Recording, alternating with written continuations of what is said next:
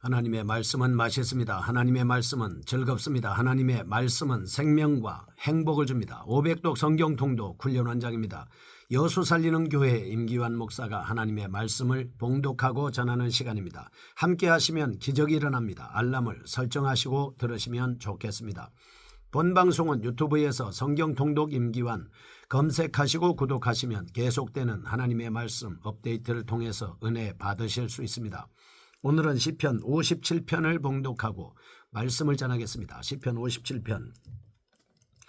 다윗의 믹담시 인도자를 따라 알다스옜에 맞춘 노래. 다윗이 사울을 피하여 굴에 있던 때에 지은 시입니다. 하나님이여 내게 은혜를 베푸소서. 내게 은혜를 베푸소서. 내 영혼이 주께로 피하되 주의 날개 그늘 아래에서 이 재앙들이 지나가기까지 피하리이다. 내가 지존하신 하나님께 부르짖으며 곧 나를 위하여 모든 것을 이루시는 하나님께로다. 그가 하늘에서 보내사 나를 삼키려는 자의 비방에서 나를 구원하실지라. 셀라. 하나님이 그의 인자와 진리를 보내시리로다. 내 영혼이 사자들 가운데에서 살며 내가 불사르는 자들 중에 누웠으니 곧 사람의 아들들 중에라. 그들의 이는 창과 화살이요 그들의 혀는 날카로운 칼 같도다. 하나님이여 주는 하늘 위에 높이 들리시며 주의 영광이 온 세계 위에 높아지기를 원하나이다. 그들이 내 걸음을 막으려고 그물을 준비하였으니 내 영혼이 억울하도다. 그들이 내 앞에 웅덩이를 팠으나 자기들이 그 중에 빠졌도다. 셀라. 하나님이여 내 마음이 확정되었고 내 마음이 확정되었사오니 내가 노래하고 내가 찬송하리이다. 내 영광아 깰지어다. 비파야 수금아 깰지어다. 내가 새벽을 깨우리로다.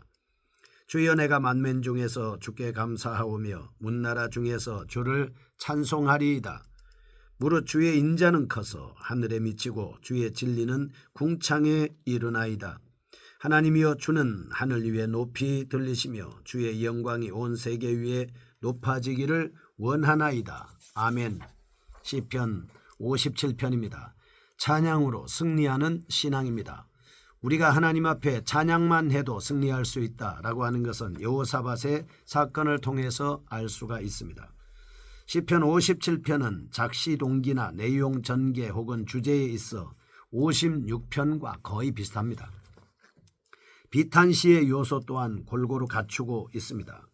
그러나 2절, 3절, 5절, 9절에서 11절 구원자이신 하나님께 대한 보다 깊은 통찰에 대한 말씀을 찾아볼 수 있겠습니다. 간구보다는 찬양의 분위기가 시 전체를 압도하고 있다 하겠습니다. 비탄시보다는 간구와 신앙의 부류에 포함시키는 것이 더 나을 것 같다라고 생각해 볼 수 있습니다. 54편이나 56편과 마찬가지로 본시 또한 다윗이 사울의 추격을 피해 다니는 긴박한 위험의 상황 중에서 쓰여진 시입니다. 하지만 이 시 속에는 환경의 조건을 초월해서 하나님의 섭리만을 믿고 의지하는 시인의 담대한 신앙이 두드러지게 드러나 있습니다. 온갖 우여곡절을 겪으면서도 로마서 8장 28절 모든 것이 합력하여 선을 이루게 하시는 하나님의 은혜로운 뜻을 믿는 신앙이 아주 돋보인다 하겠습니다. 표제문에 의하면 본 시는 다윗이 사울을 피하여 굴에 있었던 때에 저작되었다라고 하는 것입니다. 이 굴이란 아둘람 굴이 아니면 엔게디 굴을 지칭하고 있다 하겠죠. 그런데 본 강해에서는 편의상 아둘람 굴보다는 엔게디 굴로 이해하기도 합니다.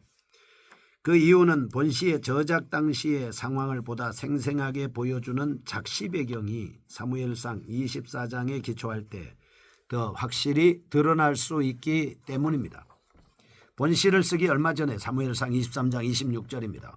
다윗은 사울에게 십광야에서 추격을 받다가 붙잡히기 직전의 위기에 처해 있었습니다. 그러나 하나님은 블레셋 족속으로 하여금 이스라엘을 침범케 함으로써 다윗을 추격하던 사울이 퇴각하게끔 하셨습니다. 참으로 이것은 54편의 간절한 기도의 응답이었다라고 하는 것을 알 수 있겠습니다. 불과 며칠 전에 다윗은 바로 이 같은 기도 응답의 생생한 경험을 했습니다. 그래서 다윗은 또다시 사울의 추격을 받아 궁지에 몰려있는 상황에서도 낙심하지 않습니다. 오히려 확신에 찬 기도를 하나님께 올려드리고 있는 것입니다. 사무엘상 23장 29절 다윗은 하나님의 섭리 역사에 따라 사울의 추격에서 벗어난 후에 십광야의 동쪽 곳 사해로 향하는 엔게디에 머물러 있었습니다. 그러나 십사람들이 밀고 했습니다. 다윗은 또다시 사울의 추격을 받아야만 했습니다. 사울은 무려 3,000이라는 많은 군사를 데리고 와서 엔게디 지역을 수색하게 되었습니다. 엔게디가 좁디 좁은 지역이었음을 감안한다면 3,000명이라고 하는 군사는 너무나도 많은 것임에 틀림이 없습니다. 다윗은 경황 중에 엔게디 지역에 숨어있던 동굴 중에 하나로 들어갔지만 동굴은 오히려 사울 군사들의 수색 표적이 되기에 충분한 장소였습니다. 따라서 군사들에 의해서 다윗이 발각되는 것은 그야말로 시간 문제였습니다. 다윗은 발각될 경우 그 즉시 처형되거나 아니면 수도 기브아로 압송되어 백성들 앞에서 수모를 당한 뒤에 죽음을 당하게 될 처지에 놓여 있던 겁니다. 다윗은 십광야에 이어 엔게디에서도 극한의 환난을 다시 만나게 된 것입니다. 그러나 하나님께서 그것을 통해서 그 모든 것을 내어 맡겼던 다윗의 기도는 이런 상황에서 실제적으로 그에게 응답되고 있습니다. 사울의 군대는 사무엘상 24장 3절 다윗이 숨어있던 동굴을 수색하지 않았습니다. 다만 사울이 그 동굴에 잠시 들렀었습니다. 이것은 다윗이 사울로부터 벗어날 수 있는 절호의 기회였습니다. 다윗은 사무엘상 24장 4절과 5절 밝은 곳에서 어두운 굴 속으로 들어온 사울이 어둠에 익숙하지 못할 때 그에게 가만히 접근하여 그의 옷자락 일부를 베었습니다. 다윗은 사울이 막 나간 후에 얼마 있다가 뒤따라 나가 사울이 있는 곳과 약간 떨어진 곳에 섰습니다. 그리고 사울에게 자신이 베어난 옷자락을 보여주었습니다. 즉 다윗은 자신이 사울을 죽일 수 있었음에도 불구하고 죽이지 아니했음을 알리려고 한 것입니다. 사무엘상 24장 16절에서 19절 이에 따라 비록 일시적인 것이었지만 사울은 다윗에게 자신의 잘못을 시인했습니다. 그래서 다윗은 자신의 기도대로 사울에게서 벗어나 평안을 얻을 수 있었던 겁니다. 본시의 구성은 1절에서 4절 탄식과 간구 그리고 6절에서 10절 감사와 찬양으로 되어 있습니다. 5절과 11절은 후렴구에 속합니다. 그리고 이 두 부분 간에는 시적 대칭이 돋보이고 있습니다. 1절이 주의 보호를 간구하는 기도라면 7절과 8절은 주의 보호를 확신하는 감사 찬송입니다. 그리고 2절과 3절이 주의 인자와 진리를 간구하는 내용이라면 9절과 10절은 주의 인자와 진리를 감사하고 찬양하는 노래입니다.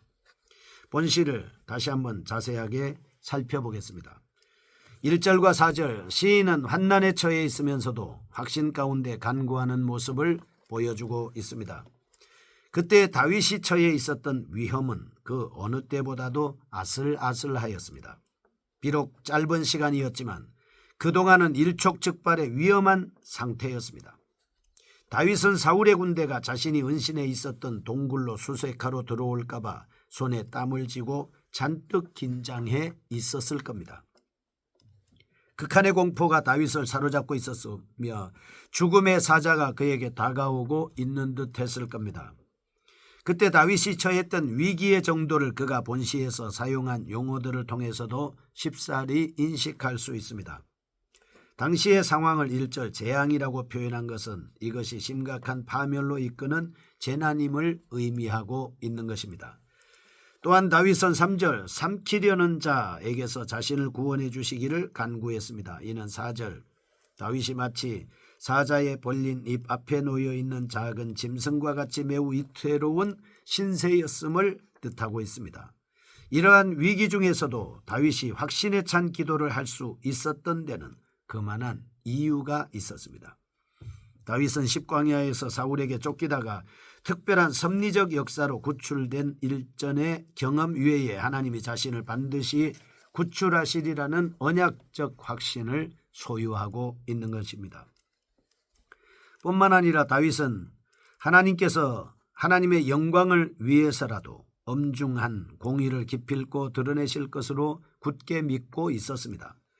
그래서 비록 여전히 현실적으로는 한치 앞을 내다볼 수 없는 위급한 상황 속에서도 자신을 죽이려던 사울이 도리어 멸망하게 될 것을 내다보게 된 것입니다.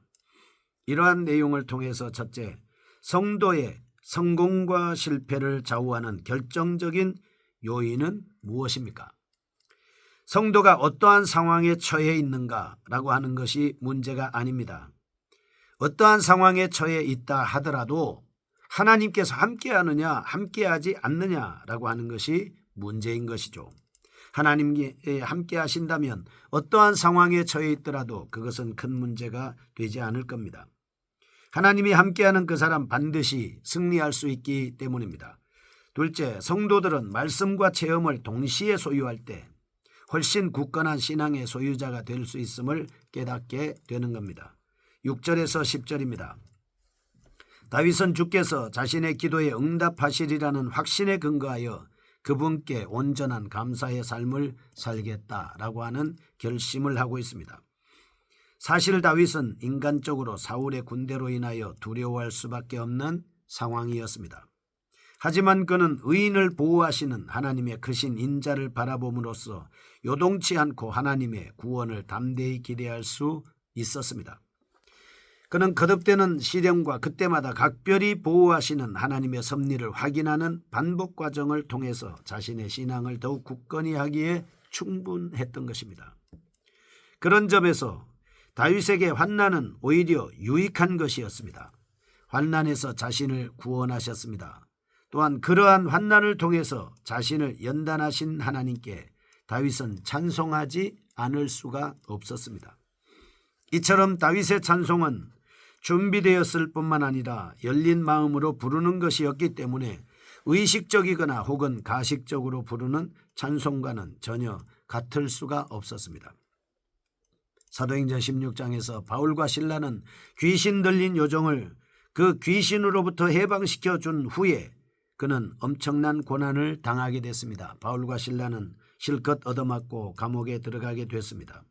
그러나 그들은 감옥에서 하나님 앞에 간절한 찬양을 드리는 모습을 볼 수 있습니다. 그것은 의식적이거나 가식적이거나 형식적인 것이 아닌 것이죠. 하나님을 찬송하려는 다윗의 열정은 대단했습니다. 그는 하나님을 찬양하고 싶은 간절함 때문에 해가 뜰 때까지 잠자리에 있을 수가 없었습니다. 다윗은 고요한 새벽 모든 만물이 미처 깨어나지 아니한 미명에 잠자리를 박차고 일어나 수금과 비파로 하나님을 찬양하고자 했습니다. 더 나아가 다윗은 하나님의 위대하심을 이스라엘에게뿐만 아니라 세상 만민에게까지 찬송하고 싶었습니다. 그리하여 하나님의 인자와 진리가 온 세상에 충만하며 하나님의 영광이 온 세상에서 밝히 드러나기를 간절하게 원했던 것입니다. 이러한 내용을 통해서 첫째, 우리는 세상을 살 때에 고난을 당할 수 있습니다. 그러나 그 고난이 크면 클수록 승리로 인한 기쁨과 감격도 크다라고 하는 것을 알 수가 있습니다. 문제가 크지 않습니까? 그러면 그 문제가 해결됐을 때 느끼는 기쁨과 그리고 은혜는 한없이 크다라고 하는 것이죠. 둘째, 하나님의 사랑과 은혜를 맛본 자의 증거 중 하나는 불신자에 대한 전도임을 깨닫게 되는 것입니다. 내가 하나님의 사랑을 받았습니다. 하나님의 은혜를 받았습니다. 하나님 앞에 구원을 받았습니다. 정말 내가 이 은혜와 사랑과 구원에 대한 감사가 있을 때 불신자를 하나님 앞에 인도해야 되겠구나라고 하는 열정이 생기는 것입니다. 거룩하신 하나님 아버지 감사합니다. 우리가 하나님의 말씀으로 꿋꿋이 하나님을 찬송하며 주의 복음을 증거할 수 있는 저희가 되게 하여 주옵소서. 예수님의 이름으로 기도합니다. 아멘. 여수 살리는 교회 임기환 목사였습니다. 지금 극동방송을 듣게 하세요. 기적이 일어납니다. 우리는 지금 생명을 전하고 있습니다.